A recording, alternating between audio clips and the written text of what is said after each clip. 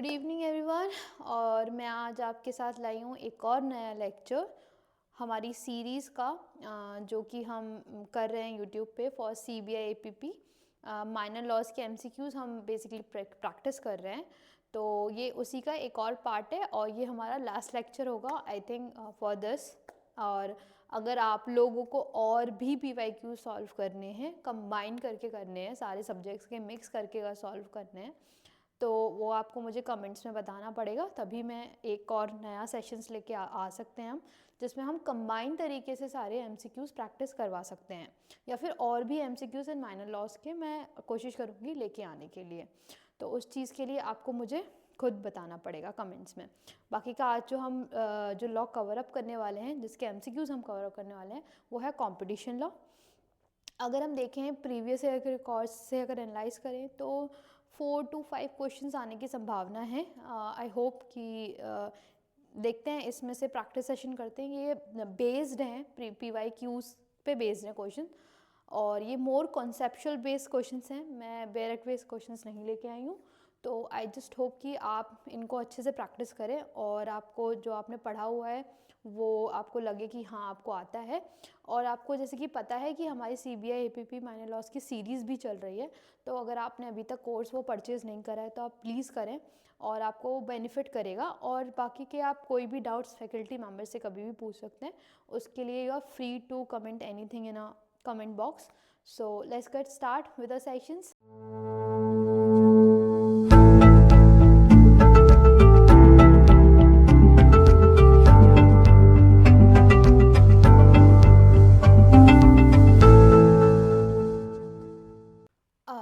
तो let's start with the first question. तो पहला क्वेश्चन है द कंपटीशन लॉ के बारे में हम पढ़ रहे हैं। फर्स्ट जो है वो है the primary objective of competition law is to, options पढ़ते हैं, protect individual competitors, maximise government revenue, ensure market efficiency and promote consumer welfare, create monopolies under state control. तो इसमें हमें राइट आंसर बताना है। ये कह रहे हैं कि हमारा जो कंपटीशन लॉ है उसका प्राइमरी ऑब्जेक्टिव क्या है।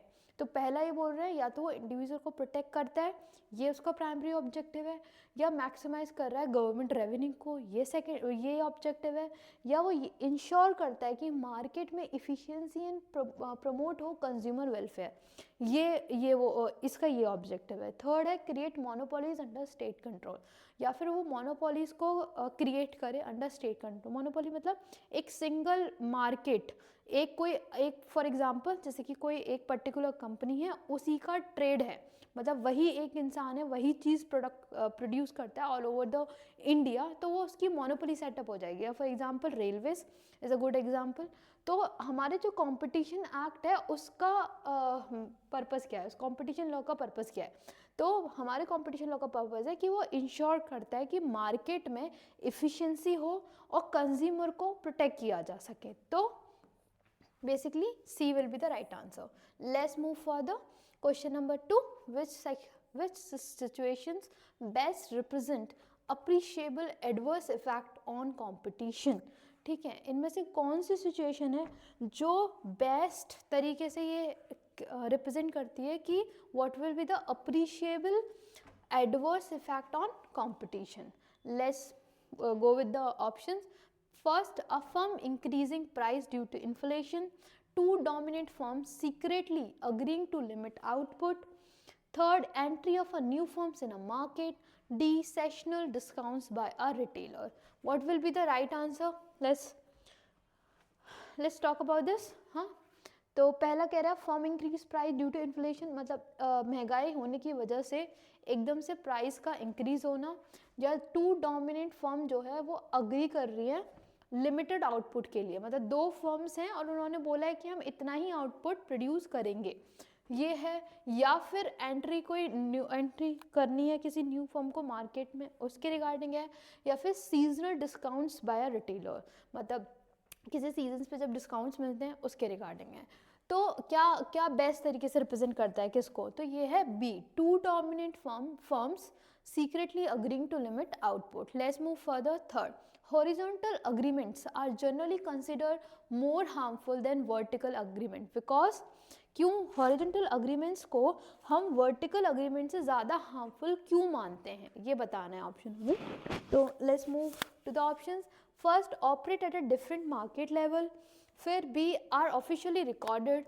सी, directly eliminate rivalry among competitors. Are monitored by a regulator volunteers. तो ये जो ऑप्शन है इसमें सी इज करेक्ट कि वो डायरेक्टली क्या करता है, एलिमिनेट कर देता है किनको, जो अपने कॉम्पिटिटर्स हैं बेसिकली। इसीलिए हॉरिजॉन्टल अग्रीमेंट्स को ज़्यादा हार्मफुल कंसीडर किया जाता है, किससे, वर्टिकल एग्रीमेंट से, ठीक है, क्योंकि वो डायरेक्ट एलिमिनेट कर रहा है अपने कॉम्पिटिटर्स को। Let's move further. Question number 4, which of the following is not usually consider a cartel character. Cartel characteristic में कौन सी चीज़ नहीं आती है, प्राइस फिक्सिंग आती है या नहीं आती है, मार्केट एलोकेशन आती है नहीं आती है, बिड ड्रेजिंग आती है या नहीं आती है, डी, प्रोडक्ट क्वालिटी इंप्रूवमेंट। तो कार्टेल में ये तीनों आती हैं, है ना। कौन सी नहीं आती है, प्रोडक्ट क्वालिटी इंप्रूवमेंट। कार्टेल जब फिक्स करते हैं तो उसमें प्राइस फिक्सिंग हो जाती है, मार्केट को अलॉट कर देके कि पर्टिकुलर यही मार्केट रहेगा, बिड ड्रेजिंग भी होती है, ठीक है। तो ये कार्टेल फिक्सिंग में आता है ये तीनों चीज़, और जो नहीं आती है वो है डी, तो D will be the right answer. Let's move further. The rule of reason, the rule of reason test involves. The rule of reason जो टेस्ट है वो किस क्या क्या चीज़ें इन्वॉल्व करता है। लेट्स मूव फर्दर, ऑप्शंस पे जाते हैं। Automatic illegality of conduct, balancing pro competitive and anti competitive effects, criminal prosecution only, और no judicial discretion. The right answer will be B, balancing pro competitive and anti competitive effects. Let's move further. Predatory pricing become illegal when prices are, predatory pricing जो हैं वो illegal हो जाते हैं कब, जब high होते हैं प्राइसेस, या कॉम्पिटिटिव होते हैं प्राइसेस, या फिर below cost with intent to eliminate competition होते हैं, या फिर फिक्स बाय गवर्नमेंट होते हैं। The right answer will be C, below cost with intent to eliminate competition. Let's move further. Dominant position refers to, dominant position किसको refer करती है, highest profits in industries, कि प्रॉफिट हाई है हमारी industry में, या लार्जेस्ट वर्कफोर्स, मतलब बहुत ज़्यादा वर्कफोर्स है, big workforce, big basically big labour, and ability to operate independently of competitive forces, या फिर आपके पास ये क्षमता है कि आप इंडिपेंडेंटली वर्क कर सकते हैं बिना किसी कॉम्पिटिटिव फोर्स के, या डी, गवर्नमेंट ओन्ड एंटरप्राइजेस। तो डोमिनेंट पोजीशन का मतलब होता है ability to operate independently of competitive forces. Basically C will be the right answer. Let's move further. Question number 8, which factor generally indicate dominance? इनमें से कौन सा फैक्टर है जो डोमिनेंस को इंडिकेट करता है? Temporary market growth, barriers to entry, seasonal demand, change in consumer preference. The right answer will be barriers to entry, C. 9 question, vertical restraint are agreement between, vertical restraint जो है वो agreement है किस किस के बीच में, competitor at same level, share holders, firm at different stages of production and distribution, या D, government agency. Sorry, the right answer will be firm at different stages of production / distributions, right? Let's move further. Which of the following is a typical of bid dredging?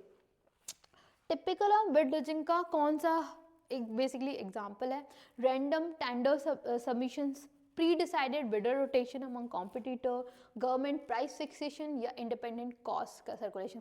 तो या तो randomly आपने tender submit कर दिया है वो होगा, या फिर आपने पहले ही डिसाइड कर रखा है, कॉम्पिटिटर्स ने आपस में डिसाइड कर रखा है भाई इसी को जाएगी बिड, ठीक है, या गवर्नमेंट ने प्राइस फिक्सेशन कर रखा है, या इंडिपेंडेंट कॉस्ट कैलकुलेशन हो रखा है। The right answer will B pre decided bidder rotation among competitors, मतलब कॉम्पिटिटर्स आपस में डिसाइड कर ले कि अब तुम ले लो हम ले लेंगे, अब तुम ले लो ये कॉन्ट्रैक्ट हम ले लेंगे, तो this will be the right answer. Let's move further. Resale price maintenance primary restrict to, resale price maintenance जो है वो प्राइमरी किस पे रेस्ट्रिक्टेड है, ये बताना है हमें।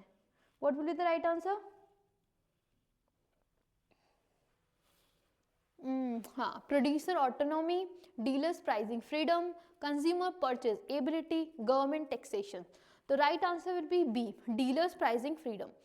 12, an agreement presumed to cause AAC regardless of actual effect is known as vertical restraint, rule of reason contract, per se illegal agreement या exploratory contract. The right answer will be per se illegal agreement. Concept of relevant market include, जो relevant market concept है वो क्या चीज include करता है? Geographical area को include करता है खाली, प्रोडक्ट एरिया को, या प्रोडक्ट और जियोग्राफिक एरिया दोनों को, या फिर सिर्फ कंज्यूमर की इनकम को?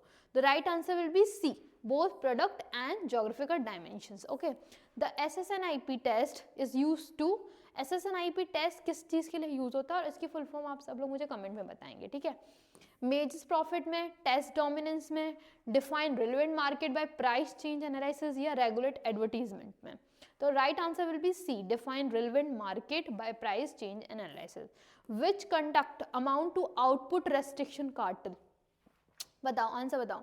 Expanding production capacity, agreement to reduce production, agreement to reduce production to raise prices, advertisement campaigns, या changing packaging? The right answer will be B, agreement to reduce production to raise prices. Let's move further. Question number 16. The main difference between abuse of dominance and cartelization is both involves agreement. Abuse can be unilateral, cartel require collusion. Both are criminal offenses automatically. Both involve only vertical relation. The right answer will be abuse can be unilateral, cartel require a collusion. ठीक है? Let's move further. Exclusive dealing arrangements can be anti-competitive when they, बताओ, exclusive dealing arrangement जो हैं वो क्या हो सकते हैं? एंटी कॉम्पिटिटिव हो सकते हैं. कब होंगे वो एंटी कॉम्पिटिटिव? ये बताना है. पहला, इंक्रीज सेल्स की वजह से, इम्प्रूव प्रोडक्ट क्वालिटी की वजह से, या foreclose market assist to competitors, या reduce paper work? The right answer will be foreclose market assist to competitors. Which of these is not an abuse of dominant position? इनमें से कौन है जो डोमिनेंट पोजिशन का अब्यूज नहीं है? Predatory pricing, tying agreements, competitive price reduction without exclusionary intent, या refusal to deal? तो आप बता सकते हो इसमें प्रीडेटरी प्राइसिंग अगर पहले से ही प्राइस प्रिडिक्ट कर दिया जाए, या टाइम कर ली अग्रीमेंट्स, मतलब दो लोगों ने टाई अप कर रखा है, सी होगा या फिर डी होगा, refuse to deal? C will be the right answer. Let's move further. Leveraging by dominant firm means, leveraging by dominant firm का मतलब क्या होता है? इंक्रीज करना एम्प्लॉयज की सैलरी को, using dominance in one market to enter और control another, government lobbying, या रिड्यूसिंग टैक्सेशन? तो लेवरेजिंग का मतलब होता है बेसिकली कि डोमिनेंस पैदा करना है एक मार्केट में, ताकि उस मार्केट पे आप अपना कंट्रोल कर पाओ, ठीक है? Refusal to deal become abusive, refusal to deal become abusive when it improve efficiency, has exclusionary or elementary market effects, reduce transactions, is publicly announced. The right answer will be refusal to deal become abusive. कब होता है वो abusive? जब वो has exclusionary और elementary market effects, ठीक है? उसके बाद आता है doctrine of essential facilities. Applies कब करती हैं? एसेंशियल फैसिलिटीज की जो डॉक्ट्रीन है वो कब अप्लाई करती है? Facilities are luxurious, a dominant firm control infrastructure, competitor cannot practically duplicate, government own utilities, the market is fully competitive. The right answer will be B. Let's move further. Penalty under competition law is generally based on, penalty जो है competition law में किस पे based होते हैं generally? Fix statutory amount पे, या companies as पे, या percentage of relevant turnover profit पे, या नंबर ऑफ एम्प्लॉइज पे? The right answer will be C, percentage of relevant turnover slash profit. Leniency provisions are mainly intended to protect monopolies, destabilize cartels by increasing whistleblowers, reduce fielding work, help consumer file cases. What will be the right answer? Destabilize cartels by increasing whistleblowers. Dawn raids are conducted to, dawn raids क्यों conduct की जाती हैं? Arrest करने के लिए consumer को, या collect करने के लिए एविडेंस को, सीक्रेट इन कार्टल इन्वेस्टिगेशन, या कोई पब्लिश करना एनुअल रिपोर्ट को, या प्रमोट अवेयरनेस? डाउन रेट्स की जाती हैं to collect the evidences secretly in cartel investigation. Let's move further. Which of the following is most aligned with the effects doctrine? Effect doctrine से सबसे ज्यादा align कौन सी चीजें इन ऑप्शंस में से? देखो, territorial sovereignty, jurisdiction based on market impact rather than physical location, criminal law principle, या contract formation rule? The right answer will be B, jurisdiction based on market impact rather than physical location. A gun jumping violation relates to, gun jumping का जो violation है वो किस चीज से relate करता है? प्राइस वॉर से, premature implementation of merger before approval, या एक्सेस प्रोडक्शन से या एक्सपोर्ट रेस्ट्रिक्शन से। तो इस basically deal with the premature implementation of merger before approval. Let's move further, question number 27, which merger is more likely to raise competition concerns, कौन सा merger है जो सबसे ज्यादा कॉम्पिटिशन कंसर्न्स को रेज कर देता है। Let's move to the options, conglomerate merger, vertical merger, horizontal merger between major competitors, या joint venture for R&D. The right answer will be horizontal merger between major competitors. Let's move further. Market foreclosure जो है वो refer करता है क्या, business का shutdown होना या फिर ब्लॉकिंग करना कॉम्पिटिटर्स को, असिस्ट टू कस्टमर और इनपुट्स, या कंज्यूमर को बॉयकॉट करना या सीजनल क्लोजर देना। The right answer will be blocking competitor, assist to customers और input. 29, price discrimination become anti competitive when it, price discrimination anti competitive बन जाता है कब, जब रिफ्लेक्ट करता है कॉस्ट डिफरेंसेस को, is transparent, harms competition between buyers, increase sales volume. तो प्राइस डिस्क्रिमिनेशन सबसे ज्यादा हार्मफुल एंटी कॉम्पिटिटिव कब बन जाता है, जब वो हार्म करता है कॉम्पिटिशन को बिटवीन दी बायर्स। ठीक है, let's move further, C will be the right answer. 30, which behaviour best exemplify tacit collusion, written cartel agreement, या firms informally coordinating pricing without explicit agreement, random price fluctuation, या government policy change। तो इनमें से कौन best exemplify करता है tactic collusion को, तो firms informally coordinating price without expression, जो फर्म्स हैं वो इनफॉर्मली तरीके से एक दूसरे से प्राइस कोऑर्डिनेट कर लेती हैं बिना किसी ऑफिशियल अग्रीमेंट के लिए भी। ठीक है, let's move further. 31, relevant product markets are determined based on political boundaries, interchangeability and substitutability of products, seller's preference, या packaging design। The right answer will be B, interchangeability and substitutability of products, seller's preference, या packaging designs। क्या है इसमें, B will be the right answer। Which is not a valid defense against abuse of dominance। इनमें से कौन सा valid defense नहीं है with regard to the abuse of dominance में, efficiency justification है, consumer benefit है, objective necessity है, I am being therefore it is clear। So it's a ridiculous explanation, right? D will be the right answer। चलो let's move further। Exploratory pricing differs from predatory pricing because it always illegal, test market response without intent to eliminate competitors, is government mandated, fixed profit margin। तो right answer will be B।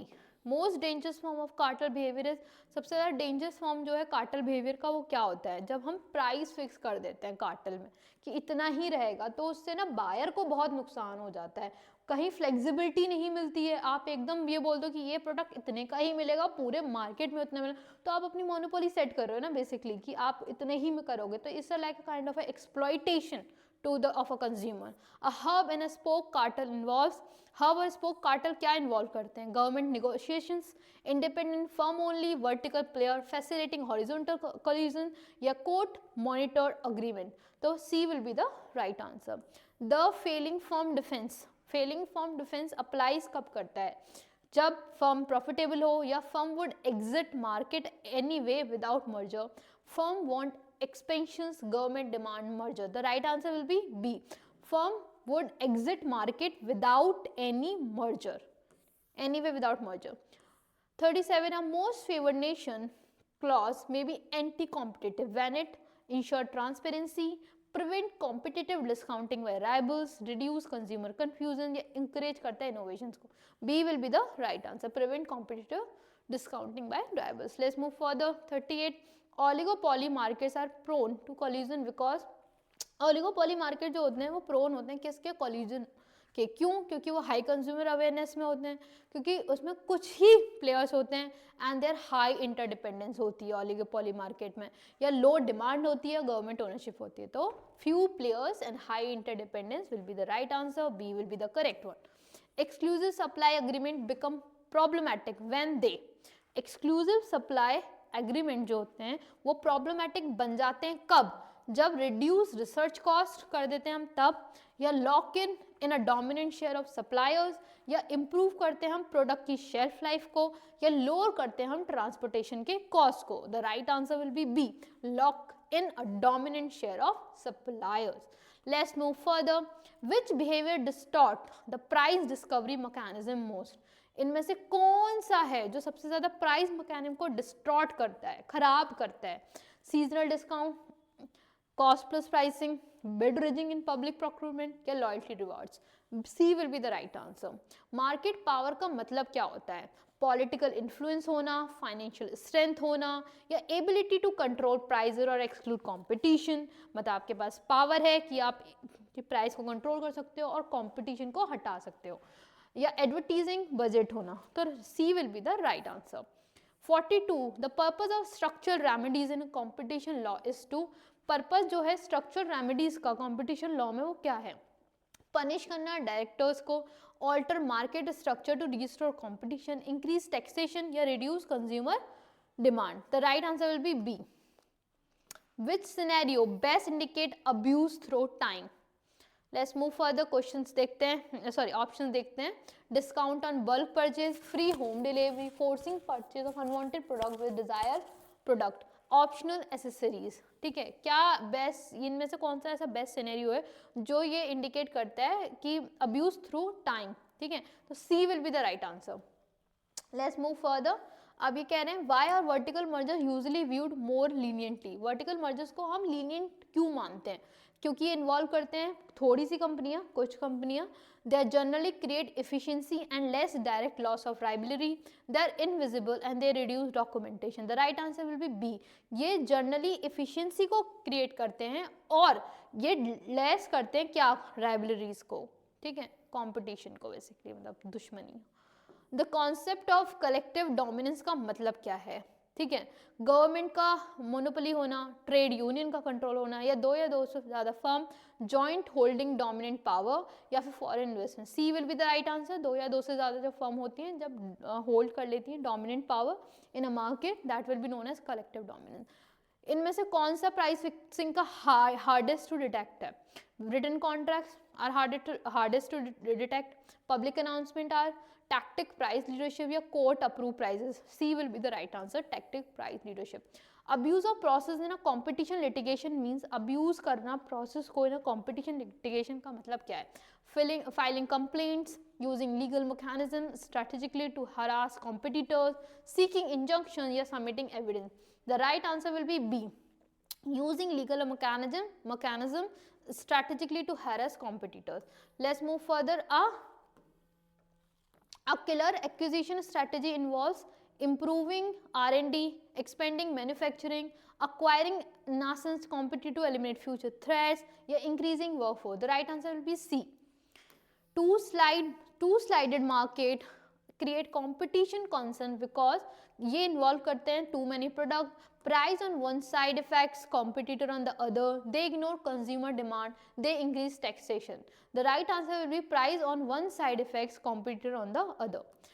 Let's move further. 50. Network effect strengthen dominance because network effect जो है वो strengthen करता है dominance क्योंकि वो reduce करता है production cost को, या फिर increase करता है advertisement को, या value of product को increase करता है as more users join, या फिर increase करता है employee wages को. तो C will be the right answer क्योंकि वो क्या करता है कि product को, उसकी product की value को increase कर देता है, जिससे क्या होता है बहुत सारे जो I mean user जो है उस product के वो join कर सकते हैं. Which of the following best reflect consumers' welfare standards? Protecting small traders, protecting state revenue, maximizing consumer choice, price and quality, or promoting export? C will be the right answer.